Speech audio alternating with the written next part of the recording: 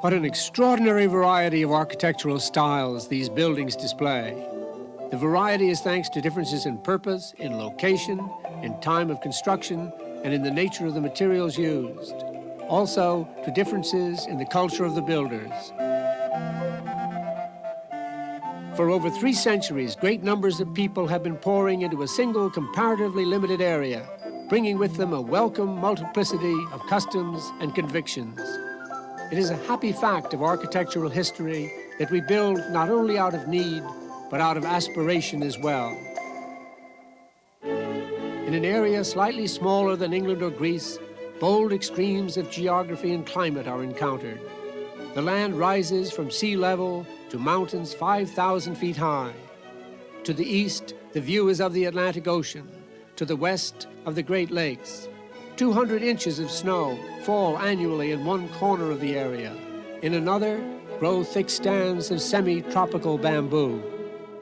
Beginning in the 16th century, the first Europeans reached America by water, and it was by water that they entered the continent and took possession of it. The earliest explorer of the region, Verrazzano, perceived at once the importance of a certain harbor that he chanced to enter. In his ship's log, he wrote, "We found a very pleasant situation among some steep hills, through which a very large river, deep at its mouth, forced its way to the sea." Sailing up the river, later explorers sought a speedy northwest passage to the riches of the Orient. Though the river proved a disappointment in that respect, it became a major point of entry to the New World.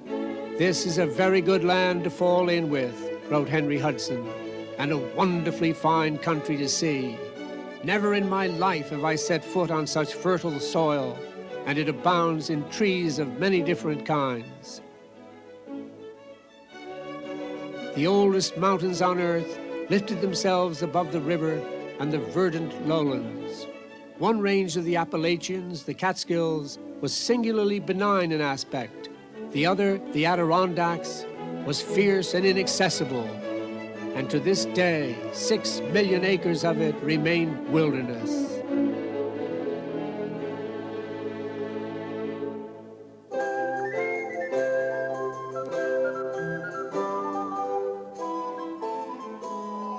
Where the river named for Henry Hudson empties into the Atlantic, it was natural for the early Dutch to set up a trading post, which, like Venice in the Old World, grew from a muddy fortified village on an obscure island to a mighty port and one of the most splendid cities on earth.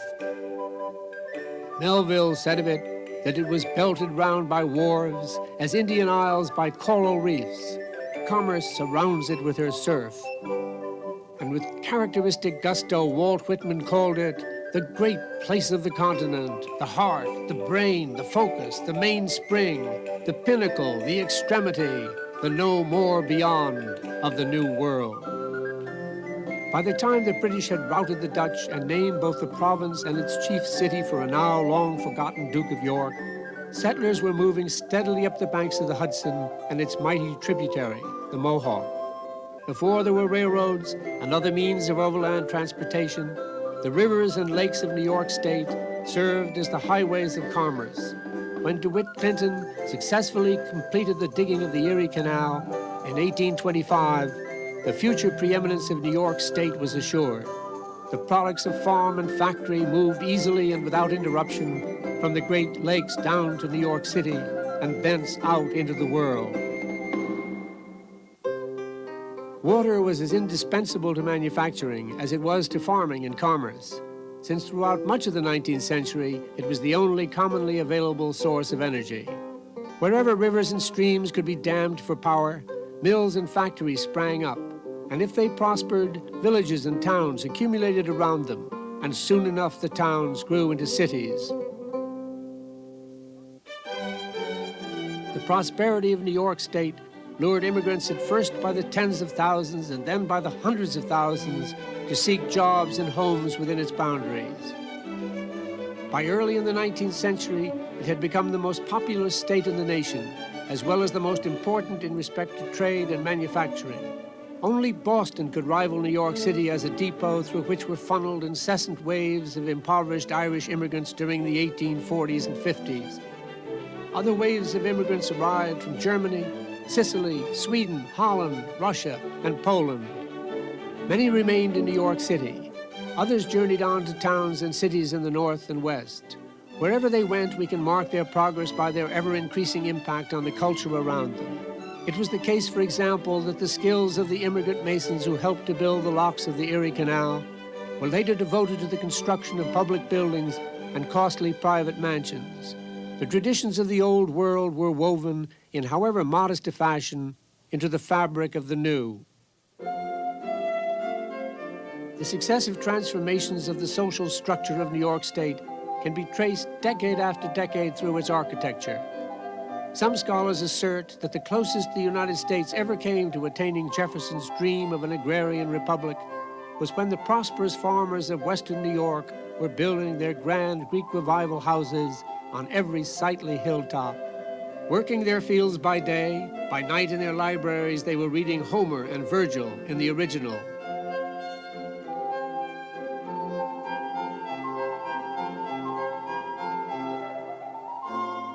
The very place names of New York State reflect its lofty cultural ambitions. Rome, Troy, Ithaca, Corinth, Palmyra, and Athens all seek to summon up a classic past. Wood, being plentiful and easily shaped, has always been the commonest of building materials throughout the state. It lent itself readily to the Greek Revival style and, a few years later, to the Gothic Revival style as well.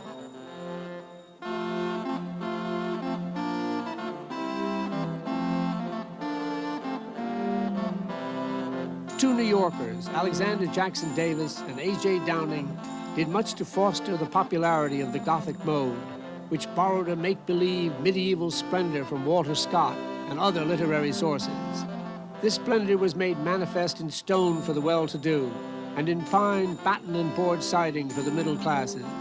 Whether in stone or wood, its charm did much to mitigate for our ancestors the harsh, money-grubbing aspects of the 19th century. Some building materials go in and out of fashion in the course of a few years. Cobblestones are prevalent in central New York and were all the rage for a while, but they require far more time to lay than common brick, and as masons' wages went up, cobblestone structures ceased to be built. Luckily, several hundred of them remain standing today.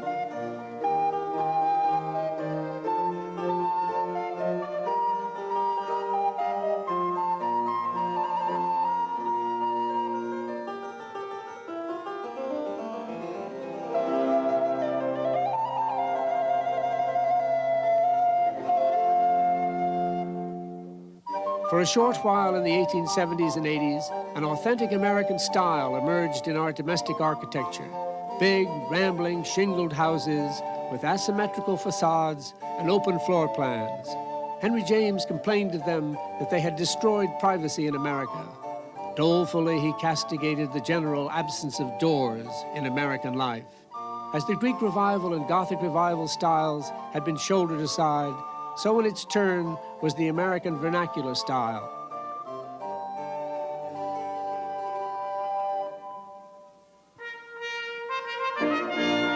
The houses of the wealthy put on airs precisely as the owners of the houses did in dress and manner.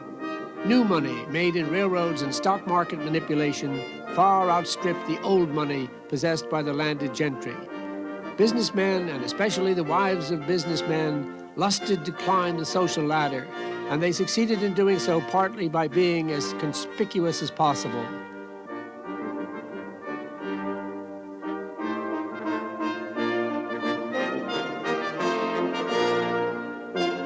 They chose houses designed in mock Tudor, mock Spanish, mock colonial, and even mock Swiss chalet styles, all permissible choices for clients who were seeking respectability in a mock past peopled with mock ancestors.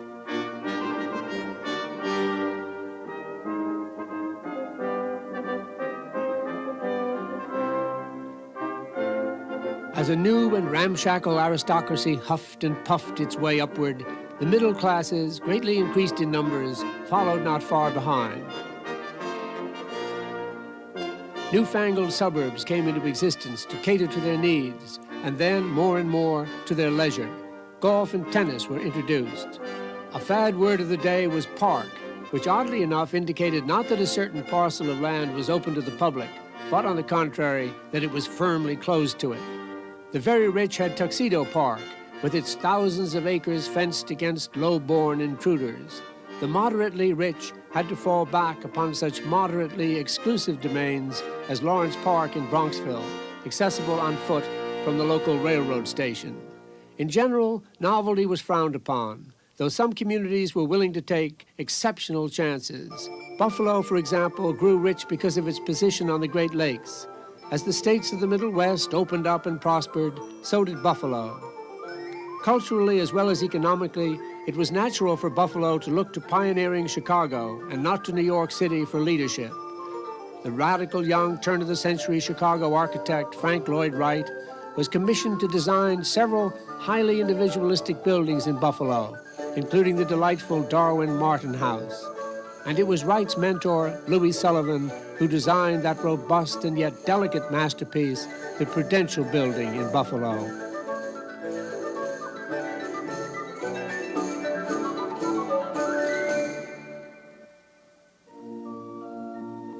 Once upon a time, Americans had been content to pass their summers as boarders in large mountaintop hotels or as visitors to spas, taking the malodorous waters for their health, or as owners of simple wooden cottages. That vogue passed and was succeeded by a vogue for being every bit as grand in August as in January. A summer place might still be called a cottage, but increasingly it tended to resemble a castle. Indeed, the Thousand Islands boasted several castles, great stone keeps, bristling with battlements that leapt skyward off shelves of rock in the St. Lawrence River. On an island in the Hudson, Bannerman's Castle, the private arsenal of a munitions dealer, struck an appropriately rainish note. In the Adirondacks, a 50-room structure with 15 baths and a dozen encircling outbuildings would be called a camp, and how cozily one roughed it in that well-groomed wilderness, waited upon by a score of servants. Not everyone in New York State in the 19th century was bent upon taking holidays in great camps in the Adirondacks, or even in high-roofed bungalows along the seashore. Many thousands of sober-minded citizens spent their vacations in a Chautauqua encampment, either at Lake Chautauqua itself or at one or another of its approved replicas, listening to lectures by distinguished speakers of the day. Chautauquas were entertainment with a lofty purpose. The other forms of entertainment available at the time remain suspect. Theaters, which often filled the upper floors of commercial buildings, dignified their existence by calling themselves opera houses and music halls. An implausible invention called moving pictures took a long time to gain respectability. By the 20s, movies had become the leading form of entertainment from coast to coast. In New York State, the glory of every main street was a movie palace holding many thousands of patrons and dazzling the eye with architecture on a scale of lavishness that rivaled Versailles. If the performing arts were often distrusted by our ancestors, the graphic and glyptic arts were not. Every sizable city aspired to support a museum with paintings and sculptures of an instructive nature. Even a naked female body in smooth white marble was considered edifying as long as it was said to illustrate some classic myth. As for public libraries, they too were an occasion for civic pride. In the 18th century, libraries were private institutions, owned by stockholders and run for their benefit. In the course of the 19th century, public libraries became an accepted responsibility of the community as a whole. Working in close cooperation with the public school system, they helped not only to educate the native-born population, but to Americanize an army of tongue-tied European newcomers as well. Public libraries and public schools provided the foundation upon which was to rise an elaborate superstructure of colleges and universities, and not alone for the higher education of men. The Emma Willard School in Troy, Wells College in Aurora, Vassar College in Poughkeepsie, and Barnard College in New York were all children of 19th century Enlightenment. In the heyday of railroading, every village and town in the state measured its respect for itself by the size of its railroad station. The bigger the station, the better the town. It was as simple and satisfactory as that. From the size of the Union Station in Albany, completed in 1900, one would suppose that it was intended to serve a city of 1 million or so. The fact is that Albany then had a population of 100,000 people.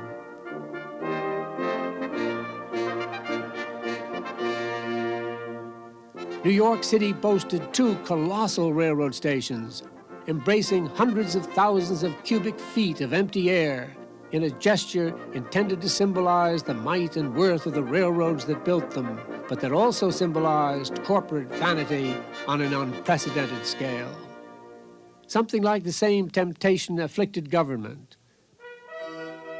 Until the 1930s and the advent of the Great Depression, conspicuous display was admired, and public buildings took care to ape the opulence of the so-called private sector. The modest county courthouses and town halls of an earlier time, modeled after Greek and Roman temples, gave way to edifices immense in scale and ornate in their embellishment. City halls and federal post offices were nearly always grander than they needed to be for the bureaucratic purposes they served.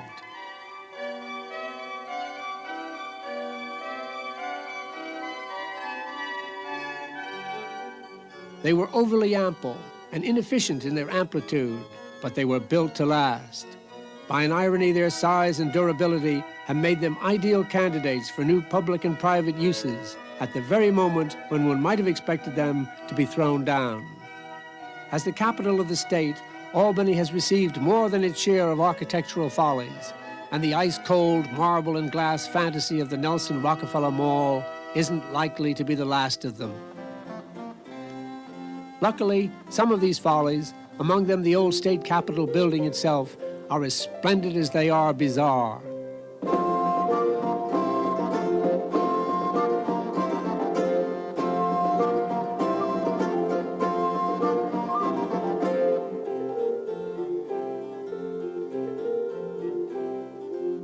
In the newly restored Senate chamber, one feels underdressed because one is not in armor.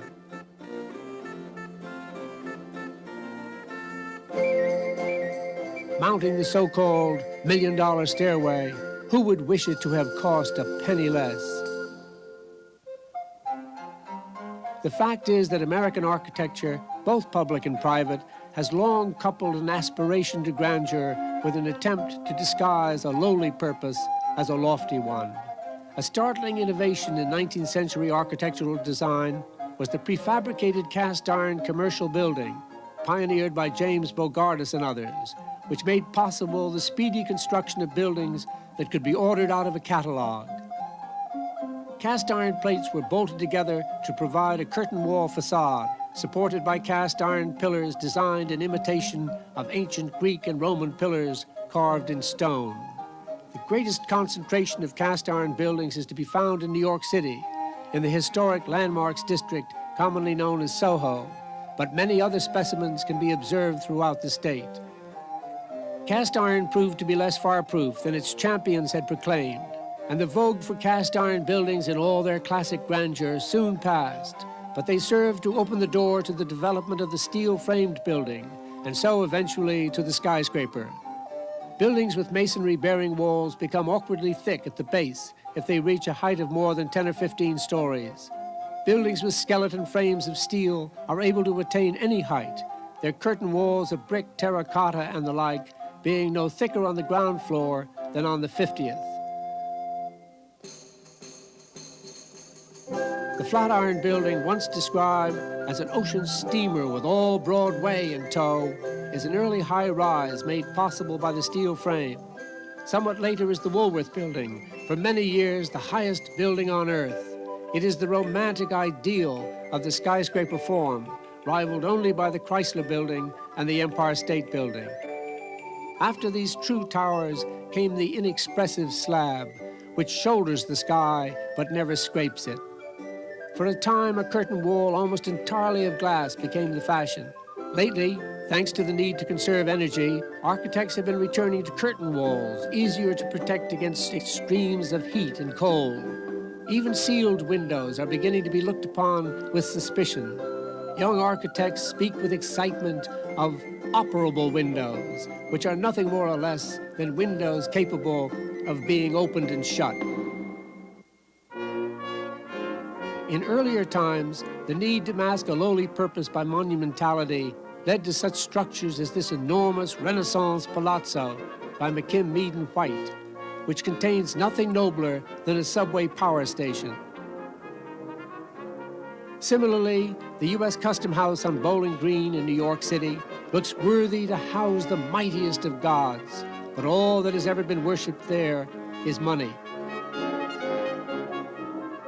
In contemporary times, the mask of grandeur is quickly seen through. This white domino that defiles the approaches to the Brooklyn Bridge is designed to hold nothing but electronic equipment. Its windows are mostly dummies, appliqued to a blank surface. The diversity of tongues in New York State, as early as the 17th century, 18 languages were said to be spoken on Manhattan Island alone, has always been matched by a diversity of religions as well. Roman Catholics, Jews, members of the Russian Orthodox Church, and innumerable Protestant sects, from Episcopalians, Presbyterians, Baptists, Lutherans, and Methodists, to Quakers, Shakers, Mormons, and Christian Scientists, have built their houses of worship throughout the state.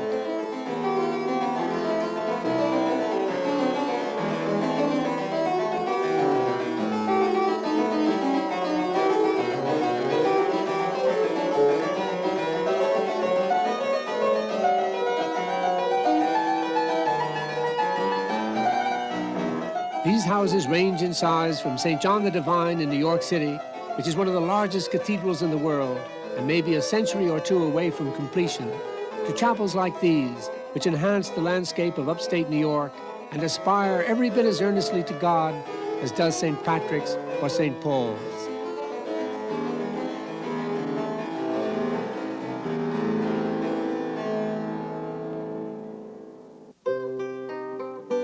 Much that we have inherited from the past is of value to us because it is irreplaceable. Workmanship of a high quality was a commonplace a century ago. It is far from being a commonplace today.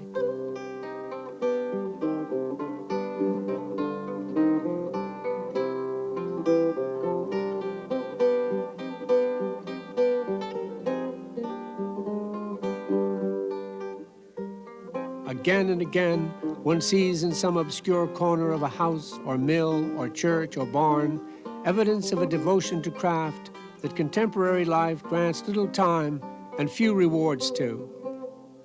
The exquisite handiwork of a host of anonymous artisans of long ago not only gives us pleasure, but silently urges upon us the possibility that we too can accomplish the same ends.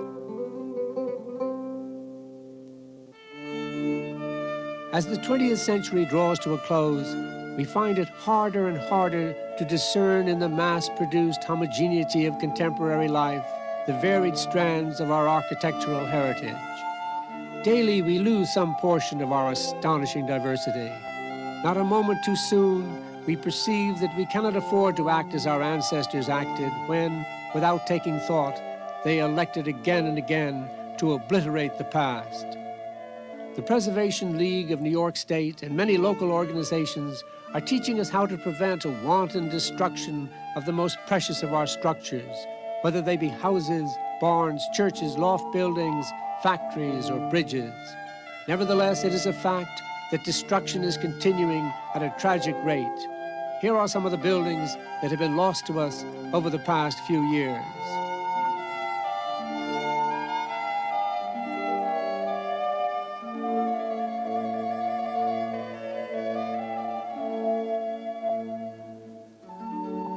As these words are being spoken, many superlative buildings are in jeopardy throughout the state.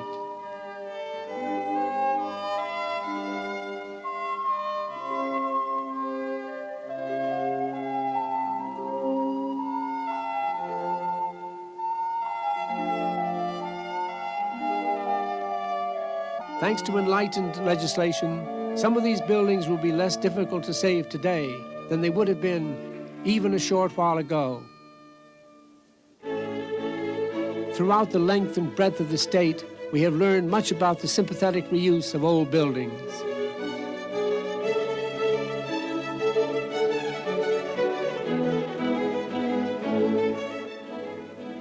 In scores of towns and cities, main streets once threatened with decay and even with abandonment are being given new life. The Jefferson Market Courthouse in New York City has become a branch of the public library. The Federal Archives building, also in New York City, is currently being turned into apartments, retail shops, and public spaces. The old Rochester Federal Building makes an admirable new city hall.